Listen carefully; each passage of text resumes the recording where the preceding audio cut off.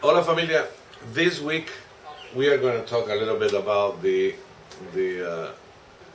roted rim bowl that we did, a little bit of follow-up of the piece we did. I use a rotor for the rim, and there were questions about which kind of tips I can use. Well, in this case, I have these four tips. I hope you can see there. These four tips were bought through eBay, and it's rounded tips, carbide cutter, and the whole four costs about $6 or $7. I don't remember because I bought it a while ago, but it was $6 or $7. That cheap. I know that they are not the best quality, but as I don't use it very often, it's good enough. So with this kind of tips, you can make a whole range of grooves, deeper or shallower, and the width is in difference because all of them are 1/8, 3/8. Oh, I have, or 1/8, or even less than 1/8, then a 1/8, 1/6, 1/4. I mean, there are four different sizes. I don't know exactly in inches, but then the one we used with the bowl was a point bit, which is 90 degrees. It's like that, and as you can imagine, depending of how deep you make the grooves are different. There were suggestions about that we can set a stop on the table as well. Yes, of course. The thing is that with my rotor, this is a trim bit, a trim rotor. It's an easy one, cheap one, and it's very easy to see through the plastic piece that have on the top. So I thought I don't need it, and actually I didn't need it. But in another type of work, you can place a stop on the table. You can easily decide the position of the rotor and how you're going to use it, and having stops, you're going to make the job even more accurate. Everything the same. And the other thing that there was a few people, not more than a few, that asked me, what about lathe that don't have index system? Okay, so for Tuesday, I'm going to do the easiest indexing system you ever seen, and you're gonna see that because it's fully you can configure it in any way with any number. I mean, you're gonna see it because it's easiest ever, and then we're going to talk about finish. As you know, Carl used it for years. He used it for sanding. We are talking about mineral oil and paste wax.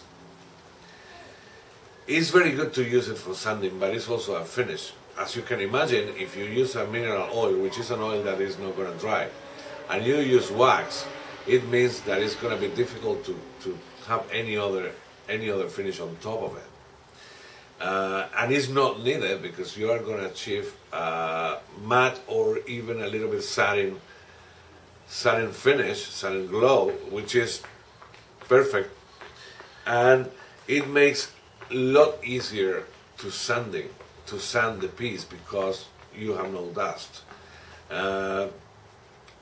It is not difficult. It's easy to apply. The result is always good. It's always perfect. The sanding is amazingly easier than dry sanding because of the dust and all the thing. And when you finish the last, let's say 600, you just in between each coat you have to clean it, because you will clean the dust and also the residue that is coming from the sandpaper.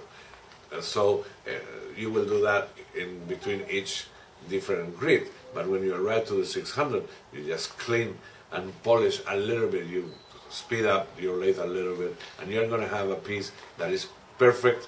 It looks wonderful, and it's going to stay that way. And it's also is food safe. So if you use that finish, every once in a while when you clean or when you wash your dish or your bowl after have a salad or whatever, you just have to apply a couple of drops of mineral oil and you have it back again like the first day. So it's very convenient.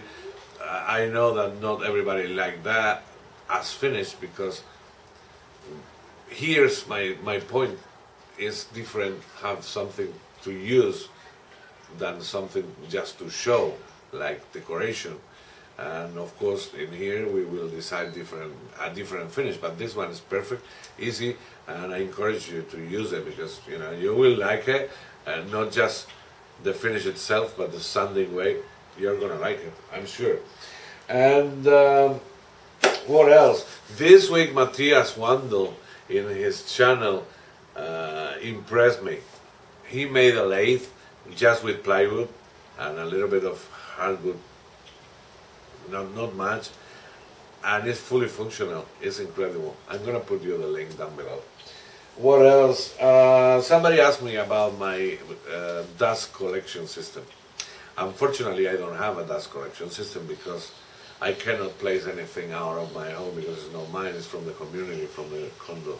And what I use is fans. I have one fan just above my head. I don't know if you see that there, which is faced to the lathe to try to push all the dust down. And then I have another 3 fans inside the workshop.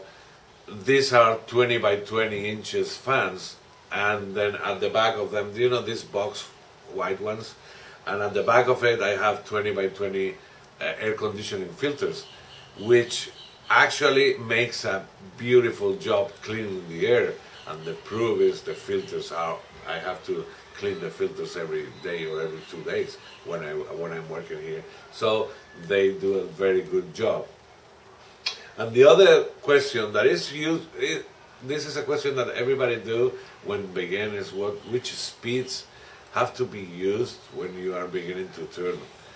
I'm not the friend of math calculations or something like that. If you work with a spindle in between centers and let's say up to 2 inches by 2 inches, you can use any speed. 1500, 2000 is not going to be a problem. It's pretty secure in between centers, and actually if you work a little bit high speed, you are going to have cleaner cuts.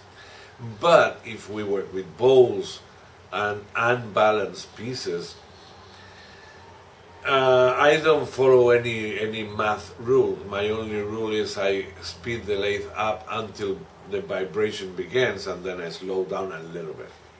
That's easy.